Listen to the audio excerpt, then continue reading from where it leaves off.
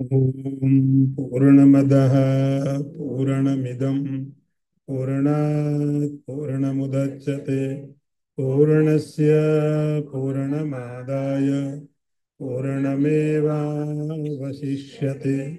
ॐ शान्ति शान्ति शान्तिः। शङ्करं शङ्कराचार्यं केशवं वादरायणं सूत्रभाष्यकृतौ वन्दे भगवन्तौ पुनः पुनः। ईश्वरो गुरुरात्मेति मूर्तिभेदविभागिने व्योमवद्व्याप्तदेहाय दक्षिणामूर्तये नमः। ओम शांति शांति शांति। टॉपिक है साधना टेक्निक। हम लोग साधना की बात नहीं करेंगे, लेकिन साधना कैसे करनी चाहिए, बात ये हो गई। साधनाएं तो बहुत हैं, लेकिन किसी भी साधना करने के लिए कुछ चीजें जरूरी होती हैं, जिनको होने के बाद आप कोई भी साधना कर सकते हैं। आप चाहो तो योगाभ्यास कर लो, आप चाहो मंत्र का जाप कर लो, चांटिंग कर लो, यज्ञ कर लो, तीर्थ यात्राएं कर लो। जो भी साधना आप चाहते हो वो हो सकती है, लेकिन उस साधना को करने के लिए कुछ तैयारियां हैं, और उन तैयारियों को ही हम साधना की टेक्निक बोलेंगे। हम सब लोग चाहते हैं कि हम साधना करें, और सब लोग कोशिश भी करते हैं अपने अपने लेवल पर,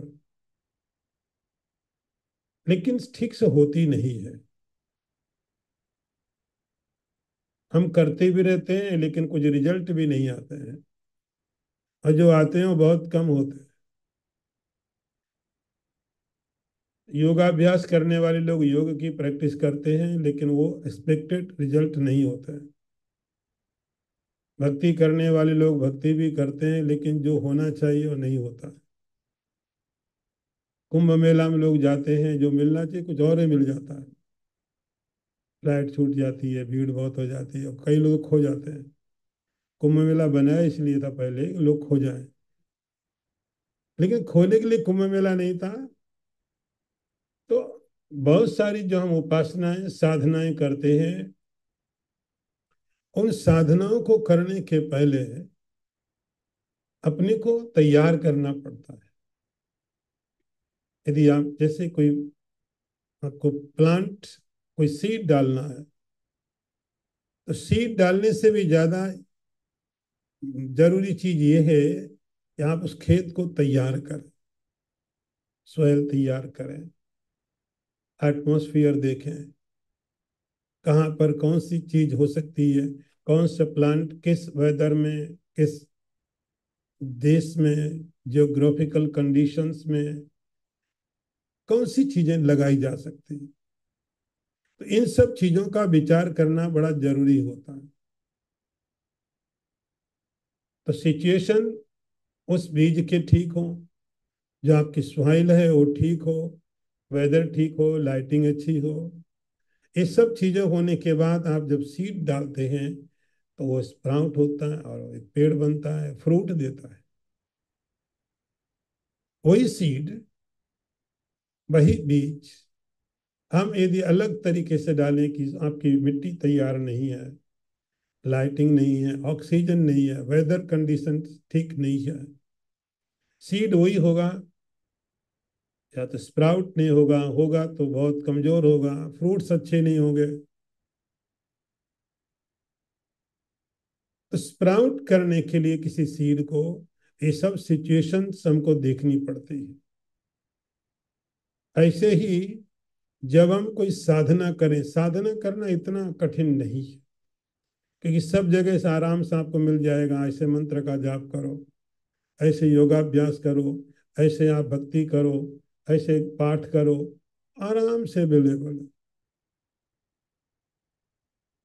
और आजकल तो यूट्यूब में, फिर फेसबुक में, पता नहीं कहाँ कहाँ से गुरु लोग बैठे हैं, ज्ञान दे रहे हैं।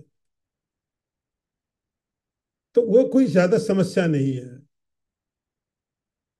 समस्या ये है, जो ज्ञान मिल रहा है उसको आप कैसे ऑब्जर्व करें। जो साधनाएं करने की बात, उन साधनाओं को आप कैसे कर सकते हैं, प्रिपरेशन क्या है,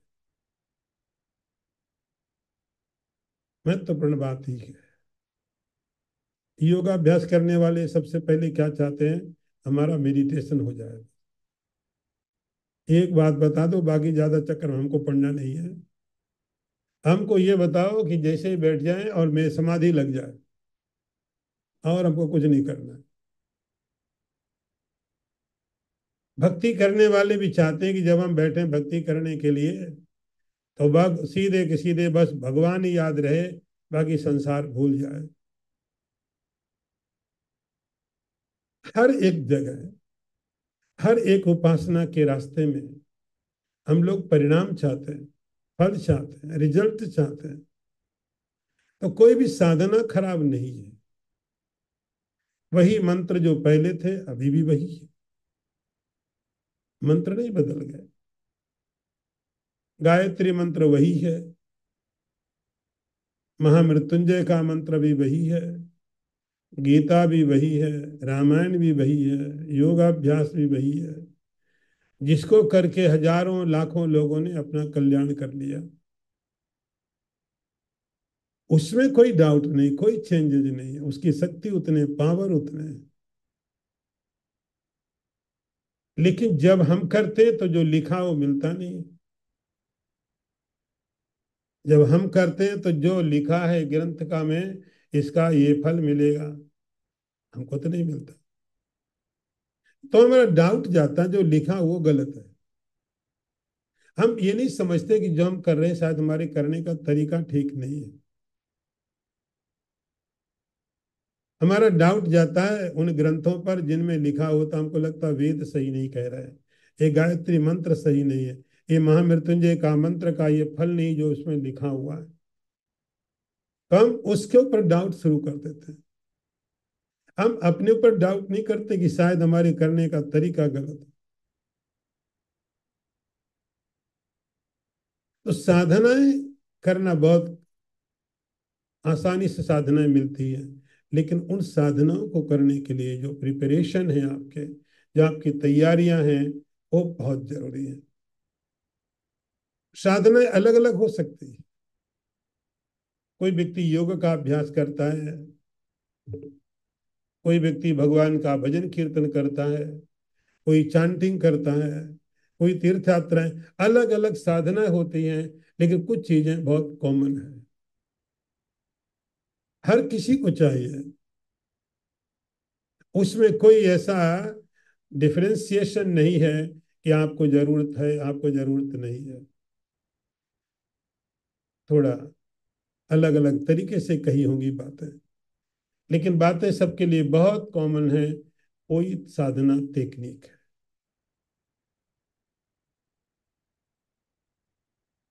जो सबकी रिक्वायरमेंट है।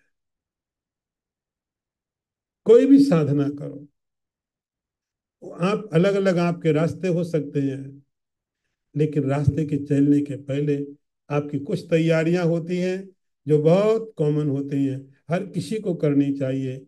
उसी को हम लोग साधना टेक्निक बोलते हैं।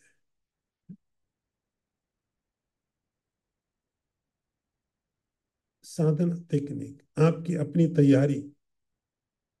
जैसे आप इंडिया में ट्रेवल करते या कहीं जाते हैं, तो जाने के पहले आप कुछ चीजों को तैयार कर लेते हैं।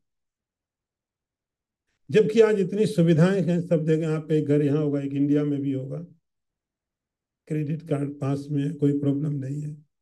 फिर भी आपकी पहले से तैयारी होती है, ये करना, ये करना, ये करना।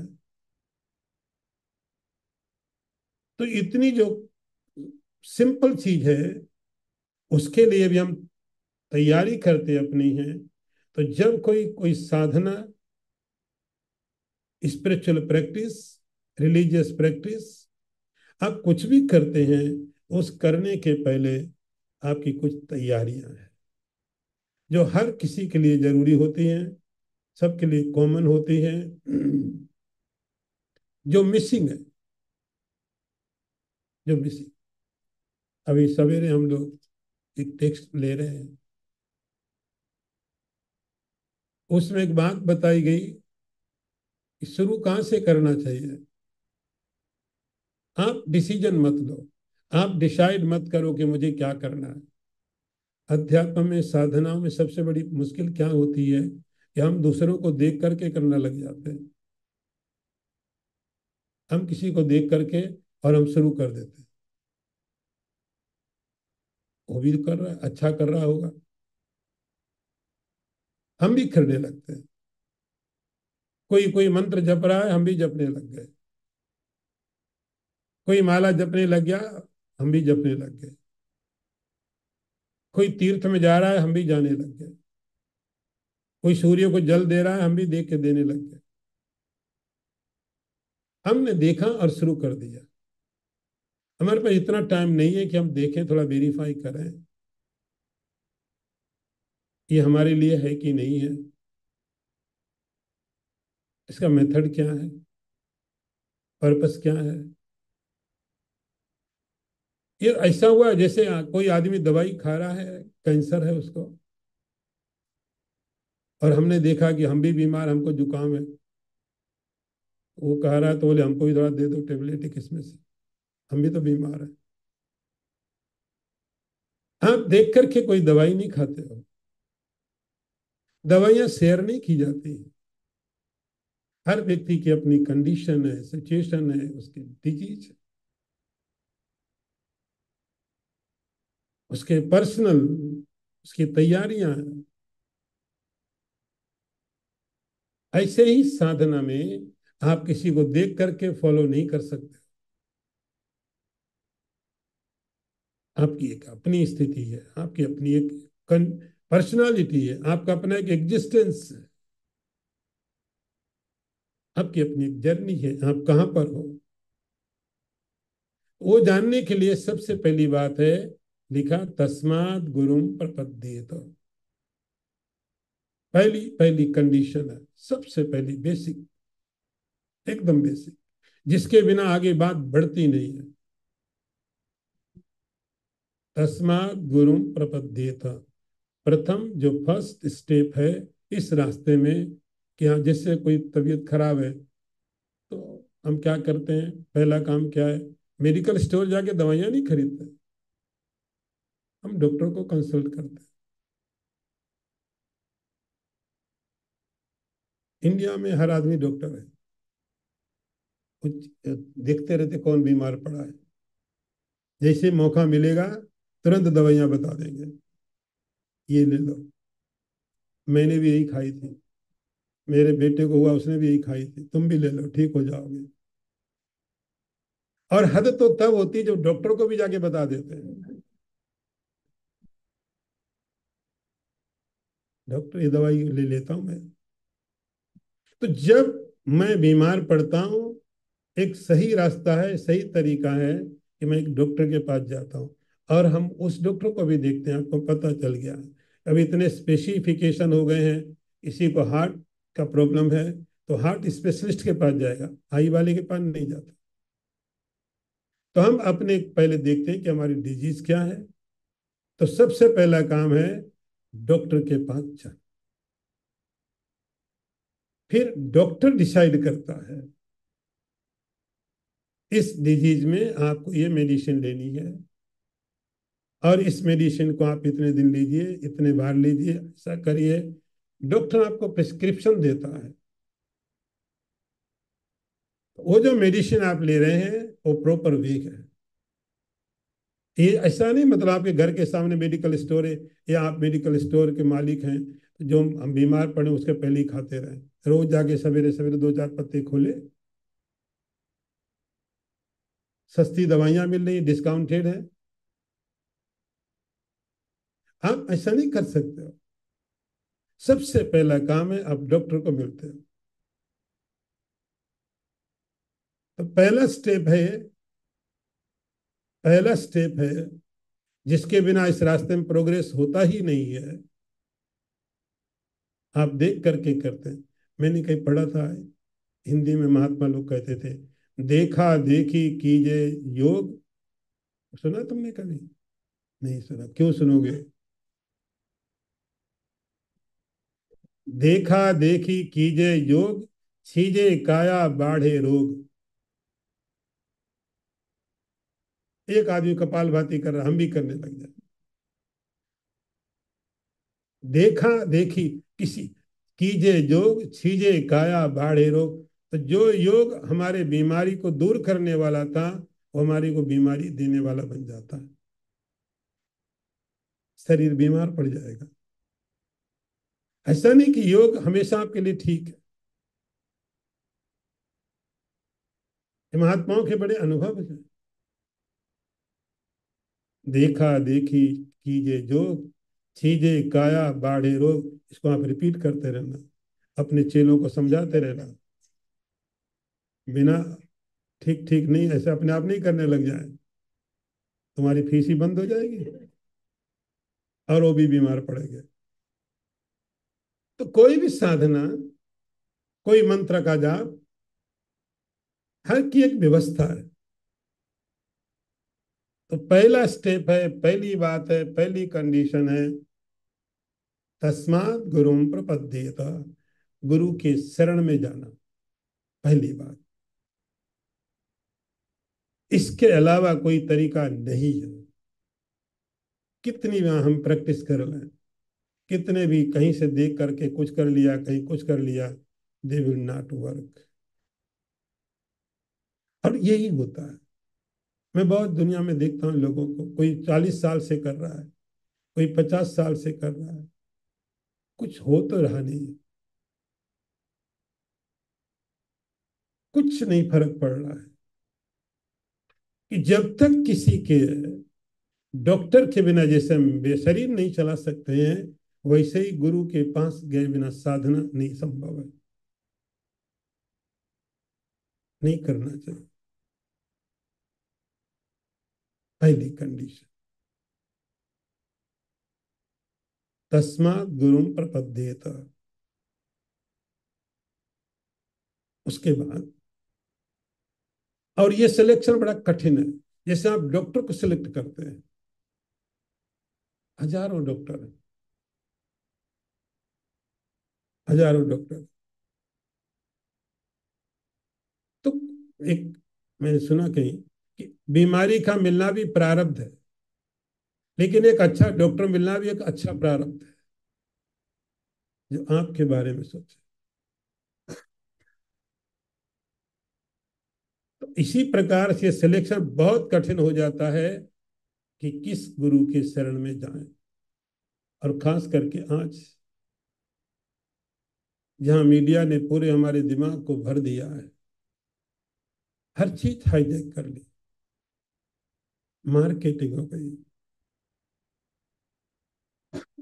जैसे किसी एडवर्टाइजमेंट हम देखते हैं, देखते हैं, देखते हैं, दिमाग वो चीज भर जाती है, ब्लाइंडली हम फॉलो करने लगते हैं। ऐसे ही आज के समय में इस मीडिया के कारण पता करना बड़ा कठिन हो जाता है, सही क्या है और गलत क्या है। कई बार लगता है बड़ा सही चल रहा है, थोड़े समय बाद पता चलता है कोई बहुत बड़ी चीजें निकलती हैं, और हमारी जो श्रद्धा है टूटने लगती है। सब ऐसे ही होंगे। बहुत बड़ा एडवर्टाइजमेंट होगा, बड़ा सेटअप, बहुत कुछ होगा, अचानक कुछ चीज ऐसी आ जाती है, तो ब्लाइंडली हम फॉलो करने लग गए। फिर उससे पर क्या पड़ा, हमारी श्रद्धा औरों से भी हटने लगती है, सब यही कुछ होगा। नहीं नहीं, सब ये कुछ नहीं है। तो ये एक पॉइंट है कि सिलेक्शन करना। तो पहली बात है कि जरूरी है, तस्मात् गुरुम प्रपद्येत, पहली शर्त है उसके पास जाना ही पड़ेगा और कोई तरीका नहीं। उस वो कठिन काम है कि आप उसको पहले ठीक सीखें, फिर उनके कुछ मार्गदर्शन मिलेंगे। जैसे डॉक्टर कोई प्रिस्क्रिप्शन देता है, डॉक्टर आपको ठीक करने का मतलब है आपको मेडिसिन देता है। मेडिसिन देता है, ये दवाइयां खाओ, इंस्ट्रक्शन देता है, तो काम मेडिसिन करते हैं, डॉक्टर नहीं करता है। डॉक्टर ने तो प्रिस्क्राइब करना है। तो ठीक आप दवाइयों से होते हैं, लेकिन दवाइयां डॉक्टर के बिना लेना ठीक नहीं है। ऐसे ही उन्नति होती है साधनाओं से। उन्नति का कारण साधना है जो आप करेंगे।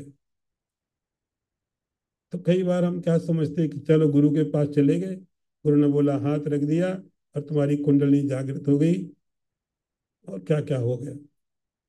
ऐसे किसी भ्रम में रहना मत। ऐसा कुछ होता तो भगवान कृष्ण इतना टाइम नहीं लगाते अर्जुन के साथ। वो भी कहते इधर आओ, हम हाथ रख देते हैं, बात खत्म हो जाती। इतना भगवान गीता का अर्जुन को उपदेश देते हैं। अर्जुन से ज्यादा कोई व्यक्ति अच्छा तैयार नहीं हो सकता। और भगवान श्री कृष्ण से बड़ा कोई देने वाला, ज्ञान देने वाला नहीं हो सकता। कृष्णम वंदे जगत गुरु। लेकिन वो भगवान भी एक प्रक्रिया में जाते हैं कि मैंने हाथ रख दिया और तुम्हें रियलाइजेशन हो गया। तो डॉक्टर किसी को ठीक नहीं करता, बहुत प्रैक्टिकल चीज है, बहुत प्रैक्टिकल है। लेकिन दवाइयां बिना डॉक्टर के हम नहीं ले सकते हैं। और ये भी है कि डॉक्टर ठीक नहीं करता है, आप ठीक दवाइयों से होते हैं।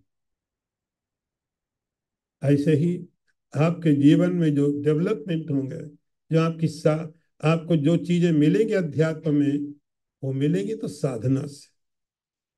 साधना एज ए मेडिसिन, मेडिसिन। लेकिन उस मेडिसिन को लेने के पहले हम डॉक्टर से ही पूछते हैं और डॉक्टर प्रिस्क्राइब करता है। ऐसे ही रोल गुरु का हो गया। गुरु, इससे ज्यादा काम उसका नहीं है। वो प्रिस्क्राइब करेगा आपको, बताएगा ये करना ये करना, बस इतना ही है।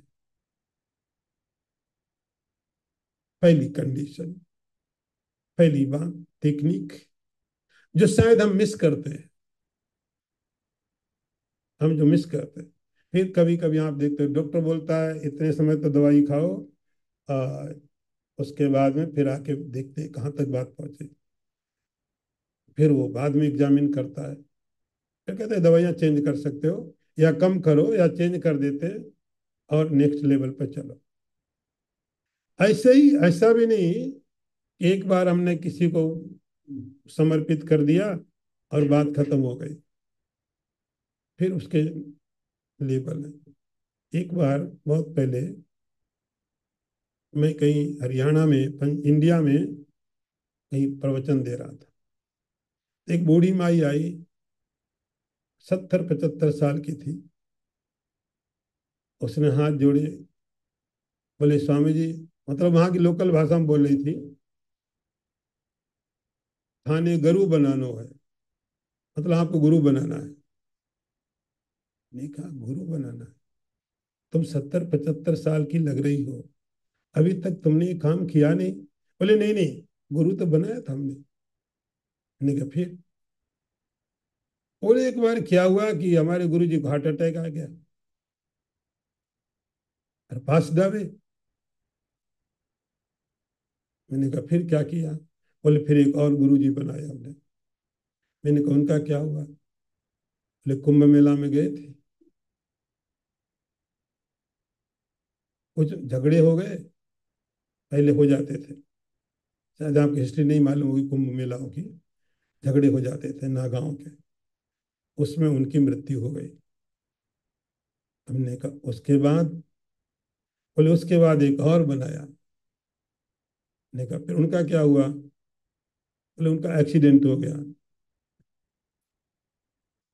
कार में जा रहे थे कहीं प्रोग्राम करने के लिए, उनका एक्सीडेंट हो गया और वो भी पास द वे। अब आप बन जाओ,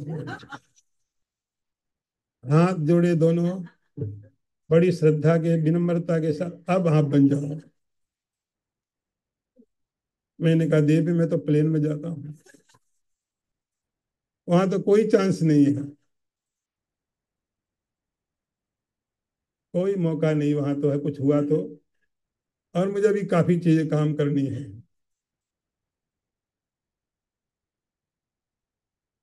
ये एक फॉर्मेलिटी नहीं है, एक फॉर्मेलिटी नहीं है कि हमने बनाया, दैट्स इट। फॉर्मेलिटी नहीं है, एक बहुत बड़ी रिस्पॉन्सिबिलिटी है दोनों की, एक तरफ नहीं होती है, दोनों की रिस्पॉन्सिबिलिटी है बहुत बड़ी, गुरु की भी और शिष्य की भी, यदि साधना के रास्ते को आगे बढ़ाना है तो। ये फॉर्मेलिटी नहीं है, चेकलिस्ट नहीं है, एक रिस्पॉन्सिबिलिटी है।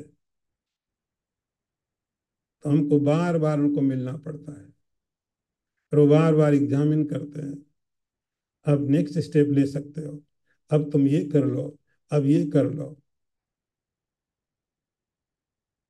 नेक्स्ट स्टेप के बारे में बताएंगे। तो पहली बात, उस प्रिपरेशन में जो मिसिंग होती है, जिसको मैंने देखा है, वो यही पॉइंट लोगों से मिस होता है। या तो कुछ होता नहीं उनके जीवन में किसी का साथ, और होता तो जस्ट ए फॉर्मेलिटी है, इससे ज्यादा नहीं। पहली बात,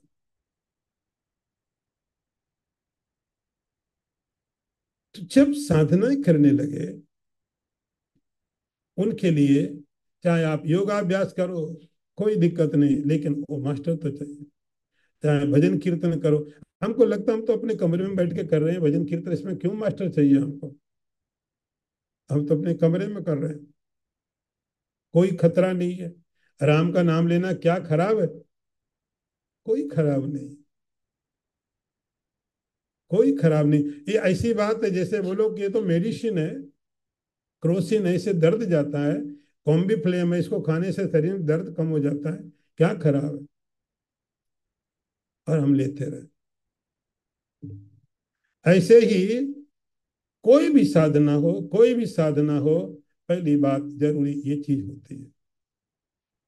उसके बाद रेगुलरली आप उसको बार बार बार बार रिपीट करते रहेंगे, जैसे जैसे डेवलपमेंट होते रहेंगे वैसे वैसी चीजें आगे बढ़ती रहेंगी।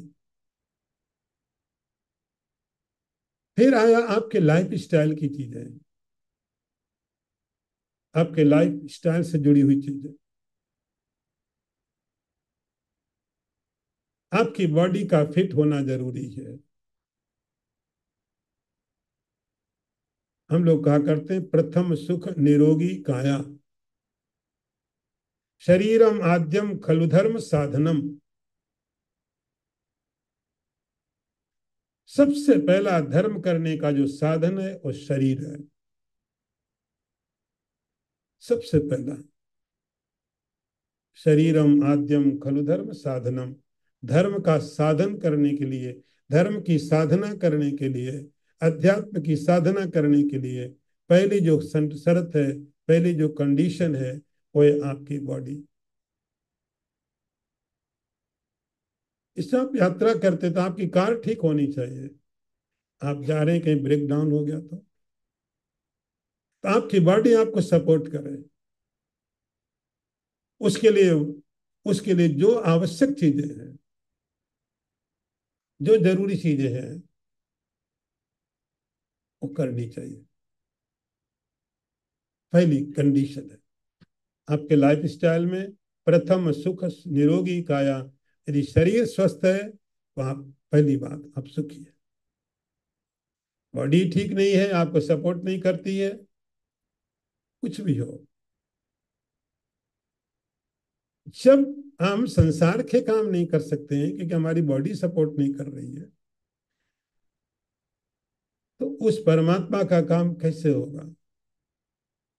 तो जिस एज में हैं आप, उस एज के हिसाब से आपकी बॉडी फिट होनी चाहिए।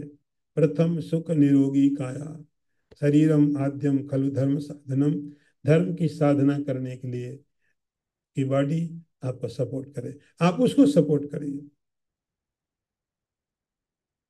उसको सपोर्ट करिए, पहली बात।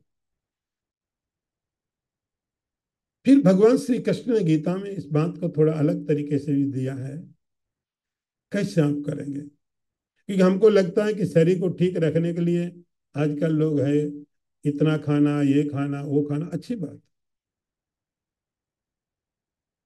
बिल्कुल अच्छी बात है।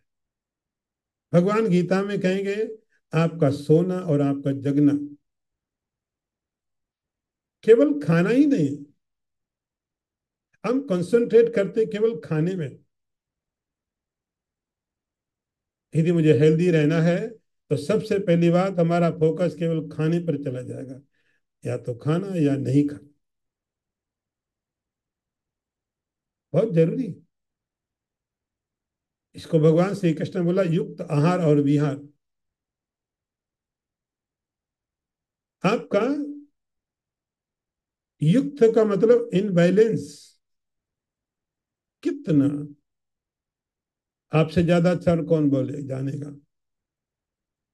तो पहली बात है कि शरीर में कितना फूड आपको चाहिए, कौन सा चाहिए वो बाद की बात है, कितना युक्त उसको बोलते हैं, कितना आपको चाहिए, कितना रिक्वायरमेंट है आपकी बॉडी की, आपको कितना जरूरी है, तो कितना आप खाते हैं, फिर कैसे आप खाते हैं। आप कभी देखो आपके बॉडी के सिस्टम में परमात्मा ने कैसी व्यवस्थाएं दी कि जब आपके सामने कोई भोजन आता है तो सबसे पहले आपकी आंखें पहुंचती हैं, आंखें उसको एग्जामिन करती हैं, एक इंस्पेक्टर लगा रखा भगवान ने, इंस्पेक्ट करता है, इट लुक्स नाइस, बढ़िया गुलाब जामुन दिख रहा है, अच्छा रसगुल्ला दिख रहा है, तो पहले आपकी आंखें जाके उस फूड को इंस्पेक्ट करती हैं, कितना अच्छा, फिर और नजदीक आप लाते हैं, दूसरा इंस्पेक्टर आता है, स्मेल का, अच्छी स्मेल आ रही है, या आप कहते हैं स्मेल अच्छी नहीं इसकी, ये जल गया लगता है, देखने में अच्छा लग रहा था लेकिन जल गया है, बैड स्मेल। तो दूसरा इंस्पेक्टर है जो स्मेल से देखता है ठीक है कि नहीं है, अच्छी स्मेल है कि नहीं। वहां से भी यदि पास हो गया, आपने खाया, तो तीसरा इंस्पेक्टर आता है, टेस्ट वाला, इसका टेस्ट अच्छा नहीं, नमक ज्यादा है, चीनी कम है, चीनी ज्यादा है, वो आपको आंख से नहीं पता चला, स्मेल से नहीं पता चला। तीसरा इंस्पेक्टर है जो जीप में बैठा है, वो बोलेगा खट्टा है, मीठा है, ये ज्यादा, वो कम है, फाइनली फिर ये पेट में जाता है। इतने सारे इंस्पेक्शन होने के बाद अब ये फूड जाकर के पेट में पहुंचा। जब आप भोजन करते हैं तो भोजन करते समय केवल मेडिकल ग्राउंड ही नहीं देखना पड़ता है, धर्म का ग्राउंड भी देखना पड़ता है। क्योंकि जो भोजन हम करते हैं वो हमारे मन का निर्माण करता है, जैसा खाया अन्न वैसा बना मन। आज मुझे महात्माओं की कई बातें याद आ रही हैं जो बहुत अनुभव के द्वारा उनको बोलते थे। जैसा आप अन्न खाते हैं, अन्न का मतलब जो भी खाया जाए, अन्न का तो केवल चावल दाल की बात नहीं है, जो कुछ भी खाया जाता है वो सब अन्न बोला जाता है। तो जो कुछ हमने खाया उससे अन्न के द्वारा हमारा शरीर ही बनता नहीं है, ये तो बहुत ऊपर कि हमने जो भी खाया उसका एक हिस्सा, एक पोर्शन बाहर निकल गया बॉडी से, डाइजेस्ट होने के बाद एक बॉडी में रह गया, उससे हमारे खून बना, हड्डियां बनी, सब चीजें बनती, बहुत प्रैक्टिकल मेडिकल चीजें। लेकिन उसका एक सटल पार्ट है जो हमारे मन का निर्माण करता है, जैसा खाया अन्न, उससे हमारा मन बनता, मन मतलब थॉट। यदि हमारा भोजन ठीक नहीं है हेल्दी हो सकता है, बॉडी के लिए अच्छा हो सकता है। डॉक्टर आज बता सकता है कि आप ये खाओ बॉडी के लिए अच्छा है, हो सकता है, शायद मन के लिए ठीक नहीं है। क्योंकि मन का निर्माण उस अन्न से बनेगा, उस चीजों से बनेगा जो आप खाते हैं। मुझे एक स्टोरी याद आई। एक बार एक राजा क्या महात्मा गए, बहुत अच्छे बड़े महात्मा थे, राजा बड़े रिस्पेक्ट करता था उनकी। उन्होंने महल में रखा, रहे थोड़े दिन। एक दिन महात्मा के मन में विचार आ गया, वहां बहुत कीमती एक नेकलेस पड़ा हुआ था। नेकलेस, उसको देखा, उसके मन में लोभ आ गया, उठा लिया, चोरी कर ली, अपने कमंडल में डाला और रख करके चला गया। महाराजा को बोला मैं जा रहा हूँ, तो बोला ठीक है, चला गया। अब बाद में पता चला नेकलेस गया किधर। उसको यही तो जितने नौकर हैं सबको पकड़ा, तुमने चोरी किया, तुमने चोरी किया। नहीं किया। दूसरे दिन सवेरे महात्मा वहां पर आ गए, लौट करके वापस। पूरा राजा का सब लोग बैठे थे, मिनिस्टर्स बैठे थे। उसने राजा को बोला कि नहीं, इन्होंने किसी ने चोरी नहीं की, चोरी मैंने की, ये हार मेरे पास। राजा ने कहा नहीं, आप चोरी क्यों करोगे, आपको मतलब क्या चोरी करने का, आप जो बोलो सब तो मिलता आपको है, आप चोरी कैसे कर सकते, आप किसी को बचा रहे हो। बोले नहीं, बचा नहीं रहा हूं, चोरी मैंने की। और मैं इस बात को मानता हूं, हमारा हार वहां रखा था, राजा ने भरोसे नहीं किया, कैसे चोरी करेगा, कोई कमी नहीं, जरूरत भी नहीं, डिजायर नहीं है। और जरूरत है तो जो मर्जी चाहिए राज्य में सब हम दे सकते हैं उनको।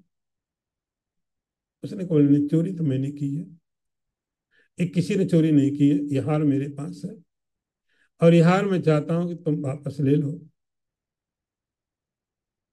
उसने कहा लेकिन आपने चोरी की क्यों।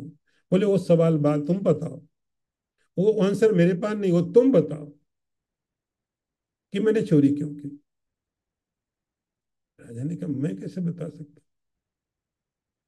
बोले तुम ये बताओ कि कल तुमने मुझे शाम को भोजन किसका कराया। तो बोले एक जगह कहीं पर किसी चोर ने चोरी की थी, उसके यहाँ से बहुत सारी चीजें बरामद हुई, उन चीजों में चावल भी थे, बढ़िया थे, तो मैंने आपको खीर में चावल खिलाए। उसने बोला इसीलिए, इसीलिए थॉट मेरे मन में आया, आज वो डाइजेस्ट हो गए। फिर मुझे लगा मैं क्यों चोरी कर रहा। आपको लगता होगा कहानी कोई बहुत सत्य नहीं लग रही है, लेकिन कहानी सत्य है कि झूठ इसका ज्यादा मतलब नहीं है मेरा भाई। लेकिन जो इतने सात्विक लोग होते हैं उनका मन बहुत सेंसिटिव होता है। जो लोग सात्विक होते हैं उनका मन बहुत सेंसिटिव होता है। लेकिन धीरे धीरे हमारा मन इतना ऐसा हो गया है, एक सेंसिटिविटी बची नहीं। तो सात्विक लोग होते, पतंजलि ने लिखा है अपने योग सूत्र में कि जैसे कोई मकड़ी का जाला आपके पांव में लग जाए नीचे, आपको पता नहीं चलेगा, लेकिन आंख में लग जाए तो तुरंत मालूम पड़ेगा। तो जो सात्विक लोग होते हैं उनका चित्त, उनका मन इतना ट्रांसपेरेंट होता है कि तुरंत किसी चीज को रिफ्लेक्ट कर देता है।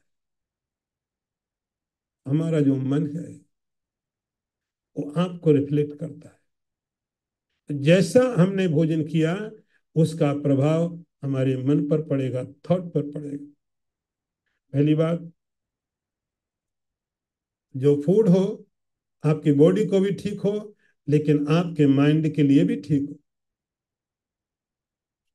बॉडी के लिए क्या ठीक होगा आपको बाहर के डॉक्टर बता सकते हैं, आप ये खाइए, इसमें ये चीज है, इसमें ये चीज है, डॉक्टर बता देंगे।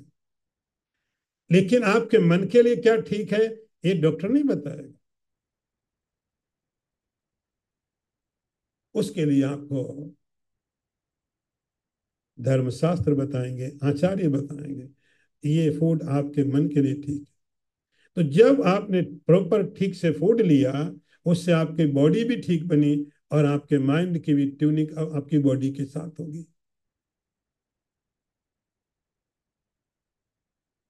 नहीं तो हमारी बॉडी कुछ और बोलती है, माइंड कुछ और बोलता है। ट्यूनिंग नहीं है। हम बॉडी के हिसाब से तो भोजन करते हैं, लेकिन कभी हमने माइंड के बारे में सोचा ही नहीं। तो हमारा जो माइंड है वो हमारे खाए हुए अन्न का परिणाम होता है। तो आपकी बॉडी को ताकत मिले, आपकी बॉडी हेल्दी हो, साधना के लिए फिट हो, उससे भी ज्यादा जरूरी होती है बात, आपका माइंड आपकी बॉडी को सपोर्ट करे। नहीं करता है। आप देखते हो, आप कहीं बैठे होते हो, मन कहीं भाग रहा है। कबीर ने लिखा, माला तो कर में फिरे, हाथ फिरे, जीव फिरे मुख माय, मनवा तो दस दिस फिरे, ये तो सुमिरन है। हम कहते हैं, हम क्लेम करते हैं हम सुमिरन कर रहे हैं, जप कर रहे हैं, कबीर कहते हैं नहीं, जप नहीं है ये। क्योंकि आपकी बॉडी को आपका माइंड सपोर्ट ही नहीं कर रहा है। आप बैठ सकते हो माला हाथ में लेकर के, लेकिन आपकी बॉडी को आपका माइंड सपोर्ट नहीं कर रहा है। ट्यूनिंग नहीं है। क्योंकि हमने बॉडी के हिसाब से तो फूड खाया है, लेकिन हमने माइंड को टोटली इग्नोर कर दिया। डॉक्टर की तो सुनी है, धर्म शास्त्र की नहीं सुनी। इसलिए हम बैठे भी हैं, जब भी हो रहा है, साधना नहीं हो रही। भगवान कृष्ण ने बोला युक्त आहार। युक्त का मतलब है ऐसा आहार होना चाहिए, ऐसा भोजन होना चाहिए जो आपकी बॉडी को भी स्ट्रांग करे, लेकिन आपके माइंड को भी कमजोर नहीं करे। आपका माइंड आपकी बॉडी के साथ सपोर्ट में आए, ट्यूनिंग होनी चाहिए। युक्त कितना खाना वो अलग बात है, लेकिन कैसा खाना ये भी बहुत जरूरी बात है।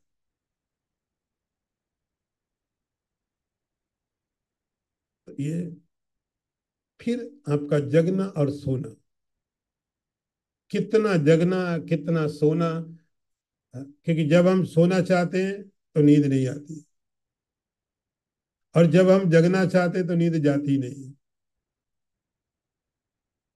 रात को बोलो 2 बजे तक जगे रहेंगे, नींद नहीं आएगी। सवेरे 8 बजे से उठना मतलब तो बड़ा भारी टास्क है। नींद जब हम सोना चाहते हैं तो नींद नहीं आ रही है, जब हम जगना चाहते हैं नींद जा नहीं रही है।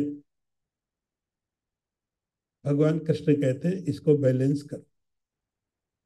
कितना सोना और कब सोना, कितना सोना, कब सोना, टाइमिंग क्या है, ये बहुत मैटर करता है।